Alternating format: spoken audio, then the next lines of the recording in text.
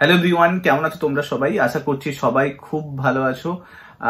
ভিডিওর থাম্বনেল দেখে হয়তো বুঝতে পেরেছো কি বিষয়ে ভিডিওটা রয়েছে। আমি জানি যে এখন যা পরিস্থিতি চলছে, মানে এক্সামের যা পরিস্থিতি চলছে, এক্সামের ক্যালেন্ডার রিলিজ হচ্ছে, তো এক্সাম কন্ডাক্ট করার কোনো কিছু ডিটেলস পাচ্ছি না। তার উপরে ওবিসি কেস অলরেডি একটা মাথার উপরে দাঁড়িয়ে রয়েছে।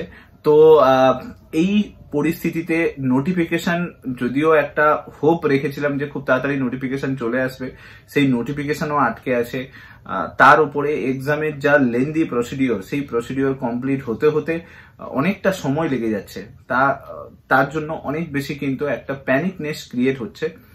এবং আজকের যে কমেন্টটা, সেই কমেন্টটা শুধুমাত্র আমি বলবো না যে ওই স্টুডেন্টেরই কমেন্ট, আমি বলবো যে এরকম বহু স্টুডেন্টের কিন্তু এই সেম কমেন্ট, যে আমাদের এজ পেরিয়ে যাচ্ছে, আমাদের সামনে নোটিফিকেশনে কোনো ডিটেলস পাচ্ছি না, তার উপরে এই সমস্ত সাবজেক্টে উইক আছি, এক্সাম ক্র্যাক হচ্ছে না, অনেক এক্সাম দিয়েছি সেগুলো ক্লিয়ার হচ্ছে না।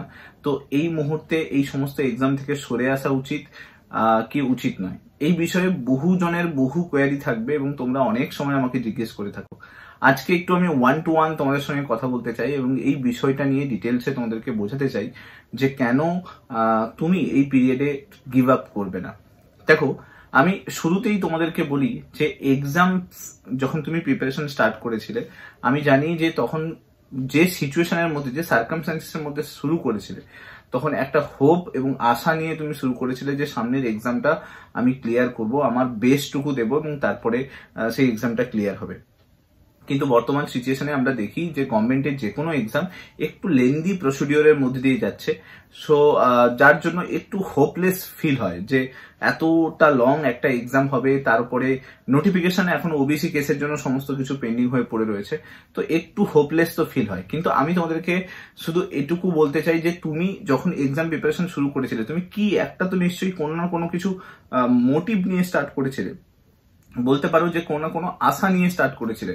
এবার সেই আশাটা কখনো কিন্তু তোমার গিভ আপ করা উচিত নয়। সেই যে হোপটা নিয়ে তুমি শুরু করেছিলে, সেই হোপটাতে কখনো গিভ আপ করা উচিত নয়। এবার কেন উচিত নয়, এই কোয়েশ্চেনটা মনের মধ্যে আসতে পারে। দেখো, দুনিয়ার যে কোনো সাকসেসফুল পার্সনের কাছে চলে যাও, তুমি যদি প্রত্যেকের জীবনী পড়ো, প্রত্যেককেই দেখবে কেউ না কেউ হেরেছে, যুদ্ধে প্রথমে হেরেছে, জীবন যুদ্ধে প্রথমে হেরেছে, তারপরেই কিন্তু সে সাকসেসফুল হতে পেরেছে। ইচ এন্ড এভরি পার্সন, আমরা যার জীবনী দেখি না কেন, সেই জীবনীতে আমরা একটা জিনিস দেখতে পাই যে জিততে যদি তোমাকে হয়, তাহলে আগে তোমাকে হেরে যাওয়াটা শিখতে হবে। যে হেরে যাওয়ার পরে কিভাবে পেশেন্স রাখবো, কিভাবে নিজের ধৈর্যটাকে ব্যালেন্স করব, এই জিনিসটা প্রথমে শিখতে হবে, তারপরে তো জেতার কথাটা আসে। আর দেখো, জীবনে না আপস অ্যান্ড ডাউনস চলতেই থাকে, জীবনে কখনো ওঠানামা সব সময় আছে, কখনো খুব ভালো দিন কাটছে, আবার কখনো খুব খারাপ দিন কাটছে। তো এই ওঠানামা জীবনে চলতেই থাকে, আর এটা জীবনের পার্ট। তোমার লাইফে যদি ওঠানামা না হচ্ছে, তার মানে তুমি জীবনটাকে কিন্তু কাটাচ্ছ না, কারণ প্রত্যেকের জীবনে এই ওঠানামার পিরিয়ডটা কিন্তু সমান থাকে। তো সুখ দুঃখ নিয়েই জীবন। তো আমি বলবো, তুমি একটা মোটিভেশন নিয়ে পড়াশোনা স্টার্ট করেছিলে, এক্সাম ক্র্যাক করবে এই চিন্তা ভাবনা করে স্টার্ট করেছিলে, এখন এক্সাম একটা ভালো প্রিপারেশন তোমার অলরেডি হয়ে গেছে, এখন তুমি পিক লেভেলের প্রিপারেশনে রয়েছো। আর এই মুহূর্তে যদি এইটুকু সামান্য ডিপ্রেশন নিয়ে তুমি যদি, বা সামান্য কিছু ডিমোটিভেটেড হয়ে যদি তুমি এক্সামটাকে ছেড়ে দাও, শেষ বয়সে গিয়ে আফসোসের কোনো জায়গা থাকবে না। আমার কথা হচ্ছে যে শেষে কেন রিগ্রেট করব, শুরুতেই চেষ্টা করো যে জীবনের সবটুকু দিয়ে চেষ্টা করতে, যদি না হয় তখন গিয়ে সেই রিগ্রেট করলেও তখন কিন্তু মনের মধ্যে সেই কষ্টটা হবে না। কারণ তুমি তোমার সবকিছু দিয়ে ট্রাই করেছো, সবকিছু বেস্ট দিয়েছো, তারপরেও হয়নি, সেটা একটা ব্যাপার যে তুমি হার্ডওয়ার্ক করেছিলে, হার্ডওয়ার্কের পর পাওনি। কিন্তু তোমার কাছে সুযোগ ছিল, তোমার কাছে সময় ছিল, তোমার কাছে মোটিভেশন ছিল, সমস্ত কিছু ছিল, তারপরেও তুমি শুধুমাত্র এক্সাম লেন্দি পিরিয়ড বা সামথিং কোনো একটা সাবজেক্টে উইক আছো বা কোনো কিছুর জন্য, এগুলোর জন্য ছেড়ে দিচ্ছ। এটা কি ঠিক দেখাবে? এটা সারা জীবনে একটা রিগ্রেট থেকে যাবে, আফসোস থেকে যাবে। আর আমার মনে হয় আফসোস নিয়ে বাঁচা, জীবনের শেষ দিন পর্যন্ত তোমার কাছে যদি আফসোস নিয়ে বাঁচতে হয়, তাহলে সেই জীবন, মানে সেই জীবনের কোনো কিছু ভ্যালু থাকে না। তো আমার মনে হয় আফসোস নিয়ে না বাঁচার থেকে, তার থেকে বেস্ট যে নিজের বেস্টটুকু দিয়ে লড়াই করো, বেস্টটুকু দাও এবং তারপরে দেখো যে সেখান থেকে কোনো আউটকাম আসছে কিনা। আচ্ছা, রইলো বাকি অনেকে বলেছে যে স্যার আমার এই সাবজেক্টে উইক আছে, ধরো কারো ম্যাথে উইক আছে, কারো জিএস এ উইক আছে, কারো ইংলিশে উইক আছে। দেখো, দুর্বলতা না কিছু দিনের জন্য হয়, টেম্পোরারি টাইমের জন্য হয়, পার্মানেন্ট কখনো নয়। কিন্তু কোনো একটা সাবজেক্টে তুমি উইক আছো, তার কারণ তুমি সাবজেক্টটাকে দেখছো না ঠিকভাবে, তার কারণ সাবজেক্টটাকে তুমি রিভাইজ করছো না ঠিকভাবে, তার কারণ এটাও হতে পারে তুমি সাবজেক্টটাকে আন্ডারস্ট্যান্ড করছো না ঠিকভাবে।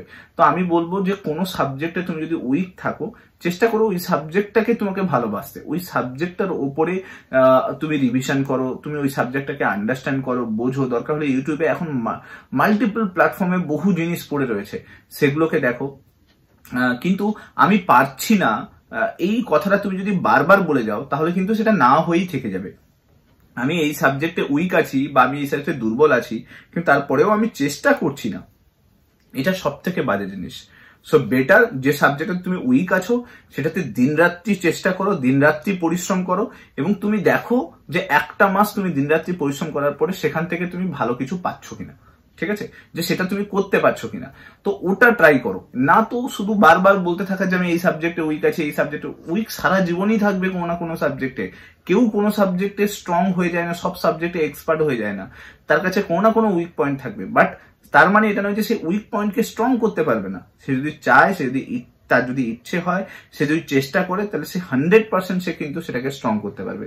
সো বেস্ট যে সাবজেক্টটা তোমার মনে হচ্ছে উইক আছো, সেই সাবজেক্টটাকে একটু ফোকাস করো, সেই সাবজেক্টটার একটু আন্ডারস্ট্যান্ডিং বিল্ড করো, চেষ্টা করো সেই সাবজেক্টটাতে কোনো ভালো টিচার বা সেগুলো থেকে ডেভেলপ করার। আর আমার মনে হয় ওটা যদি করো, একটু ডেডিকেশনের সঙ্গে যদি নিজে একটু লড়াই করো, তাহলে 100% তুমি পারবে। কেন পারবে না? আচ্ছা, এবার আসি এজ নিয়ে। এজ একটা এজ অবভিয়াসলি পেরোচ্ছে, আর সেটা নিয়ে অনেক বেশি প্যানিক ক্রিয়েট হয়। এই ইয়ারেই আমি তোমাকে বলছি, ইউপিএসসি ইন্টারভিউ লিস্ট যদি তুমি দেখো, বেশিরভাগ, মানে আমি বলছি যে বহুজন আছে যে লাস্ট অ্যাটেম্পটে ইউপিএসসি ক্লিয়ার করছে বা ইউপিএসসি ইন্টারভিউ পর্যন্ত গেছে, লাস্ট অ্যাটেম্পট। তো অতএব জেনে রাখো, এজ শুধু একটা নাম্বার হয়, এবং সেই নাম্বারটা দেখো যে এক্সাম ক্রাইটেরিয়া ফুলফিল করছে কিনা। ধরো সামথিং আমি ধরলাম যে তোমার এজ 32 হয়ে গেছে বা 33 হয়ে গেছে বা 34 হয়ে গেছে। আমি 34 এজে এসে আগে দেখবো, যদি আমার কাছে এক্সাম ক্লিয়ার করাটা ম্যান্ডেটারি হয় এবং ক্লিয়ার করতেই হয় আমাকে, তাহলে আমি এটা দেখবো যে 34 এজে এসে কোন এক্সামটা আমার এজের সঙ্গে ক্রাইটেরিয়া ফুলফিল করছে। যদি সেটা কোনো গ্রুপ ডি এক্সামও হয়, আর যদি আমার মধ্যে একটুও ইচ্ছে হয় যে আমি গ্রুপ ডি এক্সামটা ক্লিয়ার করতে চাই বা সরকারি চাকরিতে আসতে চাই, তো আমার মনে হয় সেখানে নতুন করে কোয়েশ্চেন মার্ক রাখো না যে আমার এজ হয়ে গেছে, আমি কি ক্লিয়ার করতে পারবো। বেস্ট এটা ভাবো যে আমি এই এক্সামটা ক্লিয়ার কেন করতে পারবো না, কারণ আমার তো এজ আছে, 1 বছরও আমার কাছে আছে। 1 বছর মানে অনেকটা দিন। যেরকম প্রত্যেকটা মানুষের না একটা সেলফ লাইফ আছে, যেরকম আমরা যে কোনো প্যাকেট প্রোডাক্ট কিনলে একটা সেলফ লাইফ থাকে, যে এই প্রোডাক্টটা 6 মাসের মধ্যে এক্সপায়ার হয়ে যাবে। আমাদের লাইফেও কিন্তু সেম সেলফ লাইফ রয়েছে, আমাদের লাইফেও কিন্তু একটা এক্সাক্ট টাইম আছে। তো সেই টাইমের পরে আমাদের এমনি চলে যেতে হবে, এক্সপায়ার হতে হবে।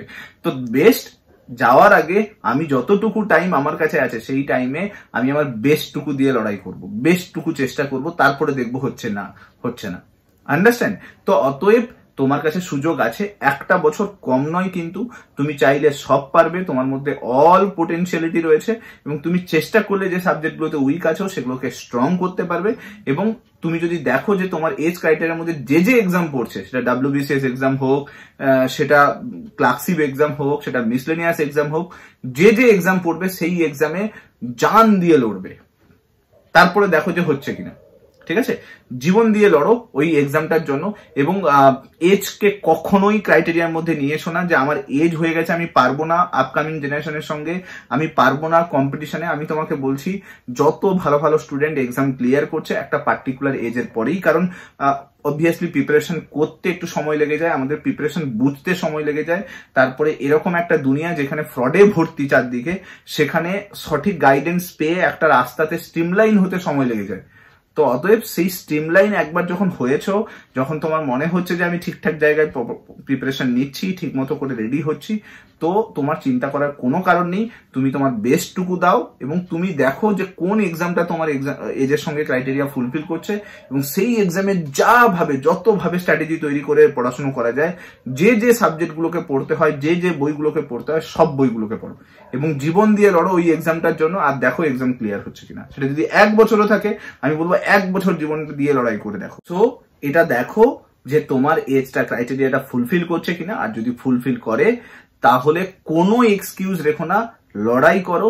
আমি তোমাকে কথা দিচ্ছি, তোমার যদি ডেডিকেশন থাকে, তুমি যদি ঠিক মতো করে লড়াই করো, দুনিয়ার কেউ নেই তোমাকে আটকে দেবে। হয়তো দুনিয়া তোমাকে বলবে যে তুমি পিছিয়ে যাবে, তোমার দ্বারা হবে না, আরে এক্সামে তো করাপশন চলছে, আরে এক্সামে তো প্রচুর কম্পিটিশন, এই ছেলে পেয়ে যাচ্ছে, ওই ছেলে পেয়ে যাচ্ছে, দুনিয়া হাজার কথা বলবে। কিন্তু জেনে রাখো, যদি তুমি তোমার মাথার মধ্যে বসিয়ে নাও যে না আমি তো ক্লিয়ার করেই ছাড়বো, সে দুনিয়া যা বলুক, তুমি যদি ডেডিকেটেড থাকো, এই এক্সাম ক্লিয়ার হবে। ঠিক আছে, এই কথাটা কিন্তু মাইন্ডে রেখো। সো লড়াই করো, গিভ আপ করো না, চেষ্টা করো, হার্ডওয়ার্ক করো, ডেডিকেটেড থাকো, তো উপরওয়ালা তোমার সাথ দেবে। আশা করছি বোঝাতে পারলাম। Thank you so much. Next ভিডিওতে তোমার সঙ্গে আবার দেখা হবে। তোমাদের যদি এরকম কোনো কোয়ারি থাকে যেটা সম্বন্ধে তোমাদের জানার ইচ্ছে আছে, তাহলে ডেসক্রিপশন বক্সে আমার নাম্বার দেওয়া আছে, হোয়াটসঅ্যাপ করে জানিও, আমি সেই রিলেটেড ভিডিও বানিয়ে দেবো। Thank you. নেক্সট ভিডিওতে তোমার সঙ্গে আবার দেখা হচ্ছে। Till then, bye by.